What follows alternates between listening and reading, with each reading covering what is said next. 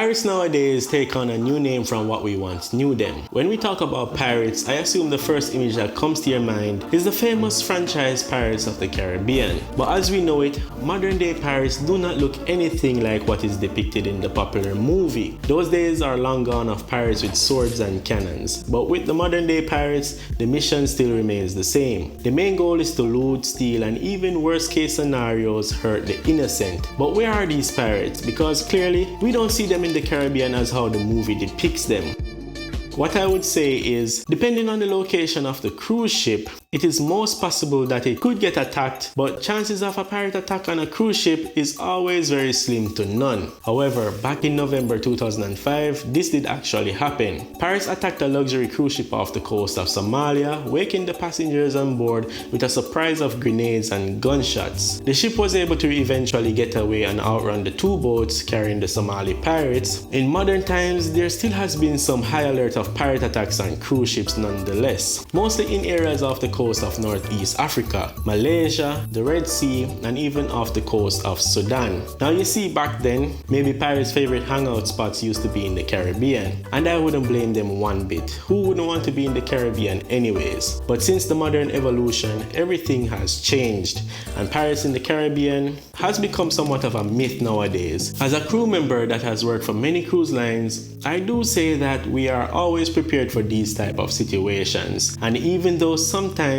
it's not obvious when you go on a cruise, but crew members are highly trained, sometimes even daily, whenever we are entering these high-risk zones. Our training is prioritized to possibly save our lives and the lives of our passengers if needed. In the event of an attack, the security staff will normally be one of the first responders on board to deal with these type of threats. If your ship happens to be sailing through any of these areas where pirates are known to be present, then the captain of the ship may require all curtains to be closed, outdoor lights to be turned off, and may even require all passenger and crew to stay inside the corridors for their own safety. In some cases, cruise ships are escorted through these high-risk zones if needed, whether it's by the local Coast Guard, Navy, or the military. I was once on board the Cunard Line Queen Mary 2, where we were heading to the Suez Canal for our first port of call in Egypt at the time.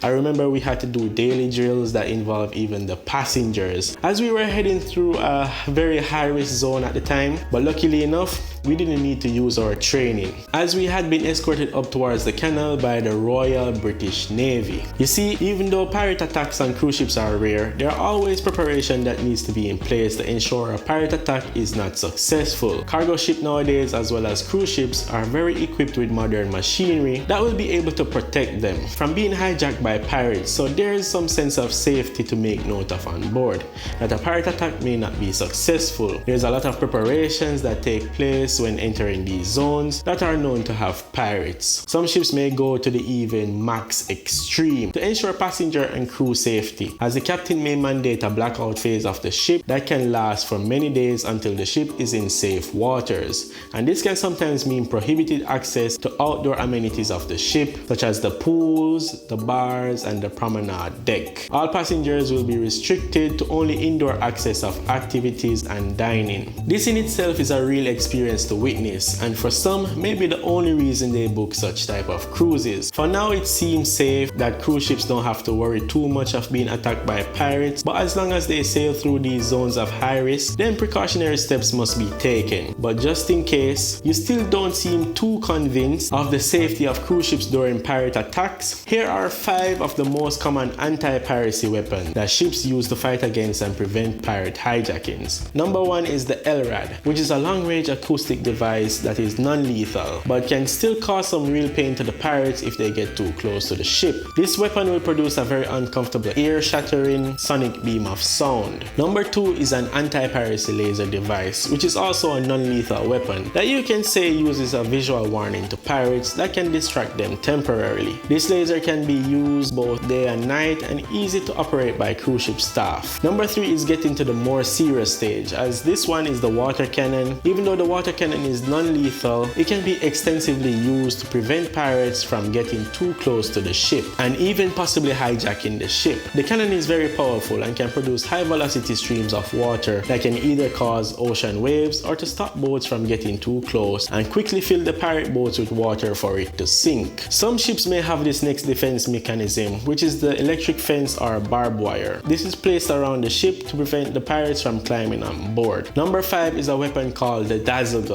This is used to temporarily blind the pirates with a strong blast of green laser directly to the face. So I hope I could convince you enough that cruise ships are one of the safest modes of transportation and you shouldn't be all too worried about pirate attacks, and if you are still worried, just remember the crew is always here to help. If you've enjoyed the information from this video, I am now asking you to go ahead and leave a like. It helps a crew member out, and also leave your comments and opinions below that you may want to share with the rest of us. If you like my videos, make sure you check out the next one here. It's Onique, your cruise employee, and I'm out.